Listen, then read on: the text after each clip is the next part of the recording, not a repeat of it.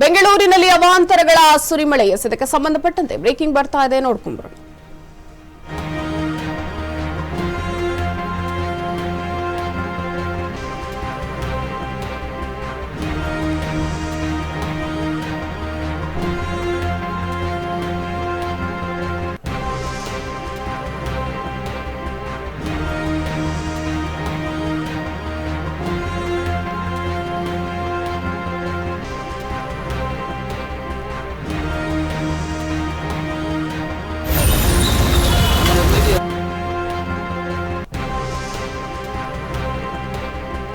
ಬೆಂಗಳೂರಿನಲ್ಲಿ ಅವಾಂತರಗಳ ಸುರಿಮಳೆ. ಇಂದು CM Siddaramaiah Bengaluru city rounds. ಬೆಳಿಗ್ಗೆ 11 ಗಂಟೆಯಿಂದ ಸಿಎಂ ಸಿಟಿ ರೌಂಡ್ಸ್ ಸ್ಟಾರ್ಟ್ ಆಗಲಿದೆ. ಮಳೆ ಹಾನಿ ಪ್ರದೇಶಗಳಿಗೆ ಸಿಎಂ ಅವರು ಭೇಟಿಯನ್ನ ನೀಡಲಿದ್ದಾರೆ.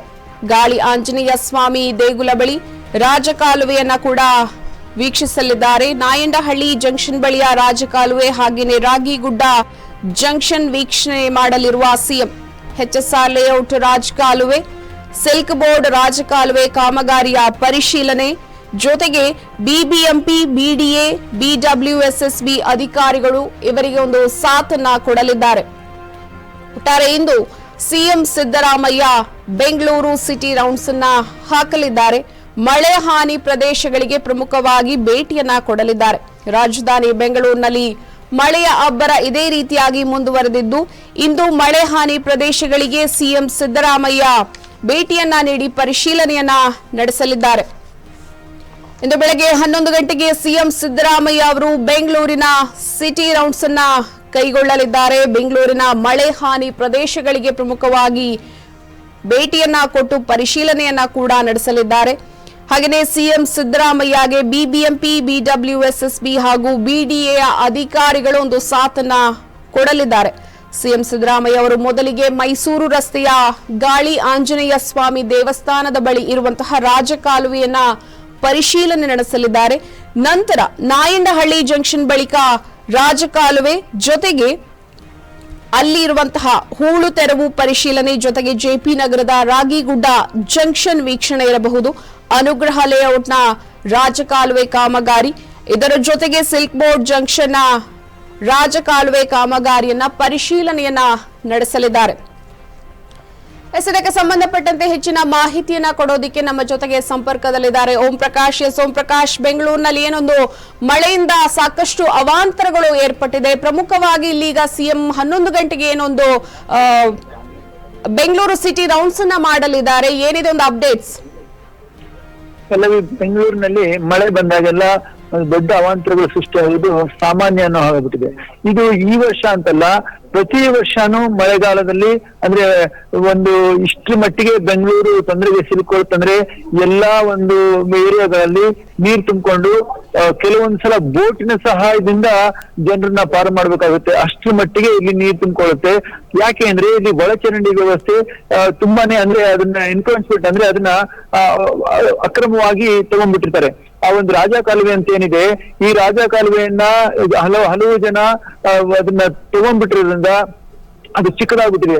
ಇದೆಲ್ಲ ಒಂದು ತೊಂದರೆಯನ್ನ ಗಮನಿಸಿ ಈ ಬಾರಿ ಮುಖ್ಯಮಂತ್ರಿ ಸಿದ್ದರಾಮಯ್ಯ ಅವರು ತಾವಾಗಿ ಖುದ್ದು ಎಲ್ಲೆಲ್ಲಿ ಈ ತರ ಸಮಸ್ಯೆಗಳು ಬರ್ತಾ ಇದಾವೆ ಅಲ್ಲಿ ಹೋಗಿ ಅಂದ್ರೆ ಅಲ್ಲಿ ಸರಿಯಾದ ಒಂದು ಕಾಮಗಾರಿ ಕೆಲಸ ನಡೀತಾ ಇದೆಯಾ, ಅಂದ್ರೆ ಈ ಸಲ ಮಳೆಯಿಂದ ಹೆಚ್ಚಿನ ತೊಂದರೆ ಆಗ್ಬಾರ್ದು, ಜನಕ್ಕೆ ನೀರು ಸರಾಗವಾಗಿ ಹರಿದು ಹೋಗ್ಬೇಕು, ಅದಕ್ಕೆ ಅಧಿಕಾರಿಗಳು ಯಾವ ರೀತಿಯಾಗಿ ಒಂದು ಇದು ತಗೊಂಡಿದ್ದಾರೆ, ಕ್ರಮ ತಗೊಂಡಿದ್ದಾರೆ ಅನ್ನೋದನ್ನ ಖುದ್ದಾಗಿ ನೋಡೋದಕ್ಕೆ ಹಲವು ಸ್ಥಳಗಳಿಗೆ ಭೇಟಿ ನೀಡ್ತಾ ಇದ್ದಾರೆ. ಯಾಕಂದ್ರೆ ನೀವು ಎಲ್ರಿಗೂ ಗೊತ್ತಿರಂಗೆ ಗಾಳಿ ಆಂಜನೇಯ ಸ್ವಾಮಿ ದೇವಸ್ಥಾನದ ಹತ್ರ ಎಷ್ಟೊಂದು ಅಂದ್ರೆ ಆ ಒಂದು ಕಾಲುವೆ ನೀರು ಹರಿದು ಬರುತ್ತೆ ಅಂದ್ರೆ ಅಲ್ಲಿ ಹೆಜ್ಜೆಡಕ್ಕೆ ಹೋಗಲ್ಲ, ಅಷ್ಟರ ಮಟ್ಟಿಗೆ ಅಲ್ಲಿ ತೊಂದರೆ ಇರುತ್ತೆ. ಹಾಗಾಗಿ ಈ ಸಲ ಸಿದ್ದರಾಮಯ್ಯ ಅವರು ಖುದ್ದಾಗಿ ನಾಯಂಡಹಳ್ಳಿ ಜಂಕ್ಷನ್ ಹತ್ರ ರಾಜಕಾಲುವೆ ಮತ್ತು ಗಾಳಿ ಆಂಜನೇಯ ಸ್ವಾಮಿ ದೇಗುಲ ಹತ್ರ ರಾಜಕಾಲುವೆ, ರಾಗಿಗುಡ್ಡ ಜಂಕ್ಷನ್ ಹತ್ರ, HSR ಲೇಔಟ್ ಹತ್ರ ರಾಜಕಾಲುವೆ, ಎಲ್ಲಾದ್ರೂ ಕಡೆ ಖುದ್ದಾಗಿ ಹೋಗಿ ಭೇಟಿ ಮಾಡ್ತಾ ಇದ್ದಾರೆ.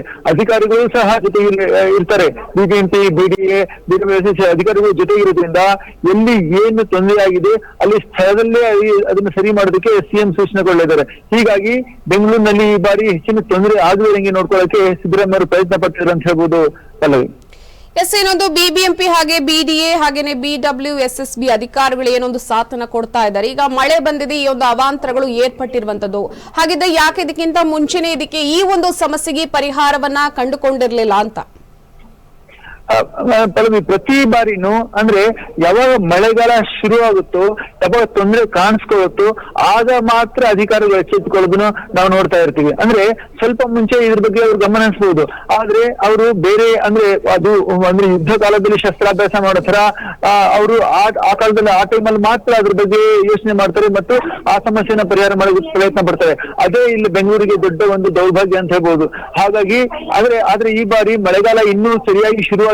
ಅಂದ್ರೆ ಈಗ ಬರ್ತಾ ಇರೋ ಮಳೆ ಮುಂಗಾರು ಪೂರ್ವ ಮಳೆ.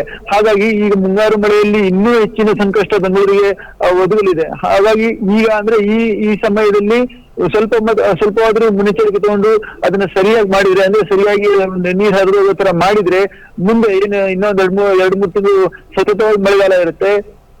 ಆಗ ಏನು ತೊಂದರೆಗಳು ಉದ್ಭವ ಆಗ್ತವೆ ಅದನ್ನ ಸ್ವಲ್ಪ ಮಟ್ಟಿಗಾದ್ರೂ ಸರಿ ಮಾಡಬಹುದು ಅನ್ನೋದು ಮುಖ್ಯಮಂತ್ರಿ ಸಿದ್ದರಾಮಯ್ಯ ಅವರು ಒಂದು ಯೋಚನೆ ಇರ್ಬೋದು.